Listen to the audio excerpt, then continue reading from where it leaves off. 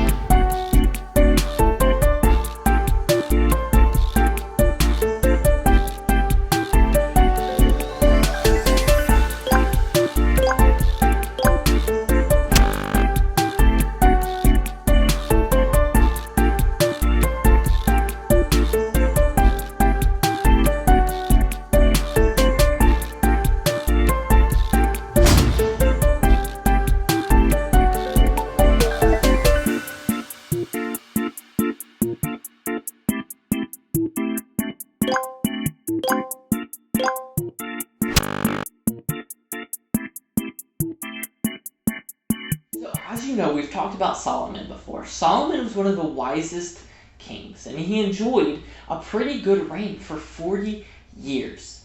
And much of Solomon's wisdom was penned and written down in the Bible, in the book of Proverbs. We're going to open up with one of his famous sayings. So we're going to be Proverbs 13, it's verse 20, and it says, this is pretty great, walk with the wise and become wise. Associate with fools and get in trouble. You see, Solomon knew that the people you surrounded yourself with made an impact.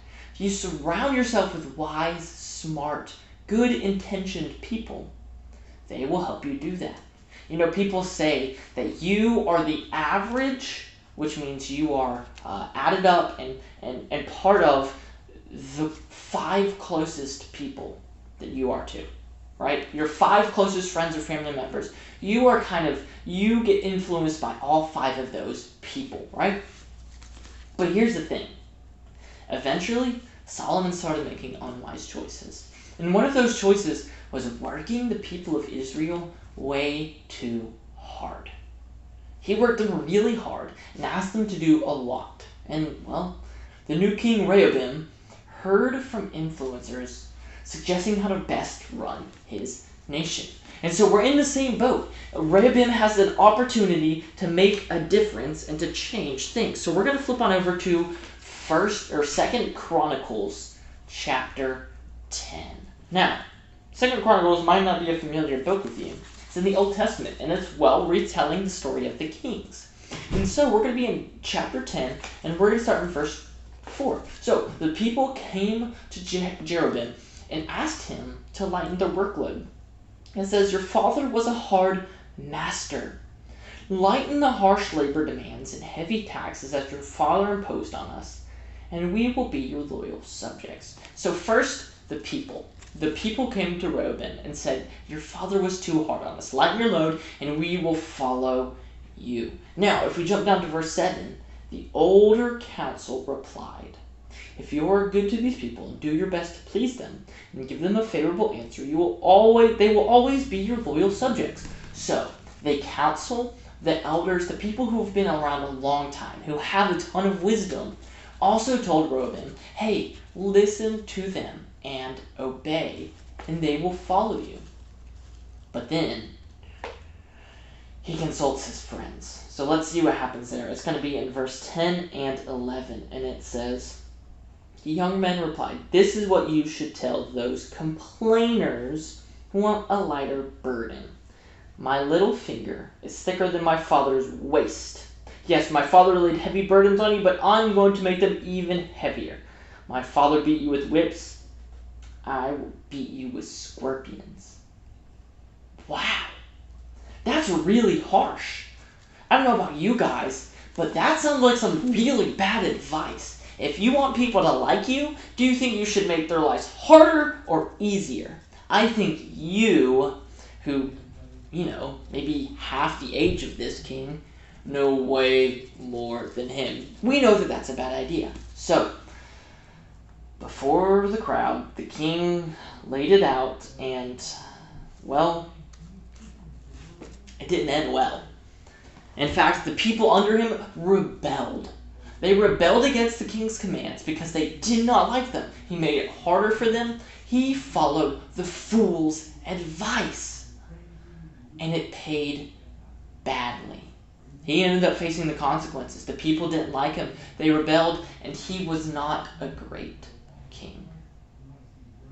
One would think, the son of one of the wisest men ever would not ignore good counsel. But because he took that bad counsel, it ended up going terribly. King Rehoboam made the wrong choice. He should have remembered what his father, King Solomon, wrote. Walk with wise people and become wise. A companion of foolish people suffers harm. That means if you want to become wise, you should find someone who's wiser than you to spend time with. Jesus' disciples spent 3 years hanging out with him, listening to him teach, watching the wise way he lived. We should find someone to learn from too. Maybe someone older and wiser. Oh, thank you, dear. Because when you surround yourself with foolish people, you'll end up doing something foolish. You surround yourself with people who say mean things about others, you're going to say mean things about others. With angry people, you'll be angry. With people who break the rules, yep, you know what's gonna happen. But hey, you've been around, right? You know the difference between someone who makes wise decisions and someone who doesn't. So, pick your friends carefully and find someone older and wiser to be your mentor, someone you can learn from. Here's the one thing to remember today. Hang out with wise people. Ask God to help you find the wise people in your life. He wants you to have wisdom, remember, and He can use other people to help show you the way. So, what do you say, Aunt Jeannie? You want to go on an adventure with me? Haley, my dear, I was made for adventure. Well, all right. I'll see you all next time. Bye. Bye from me too.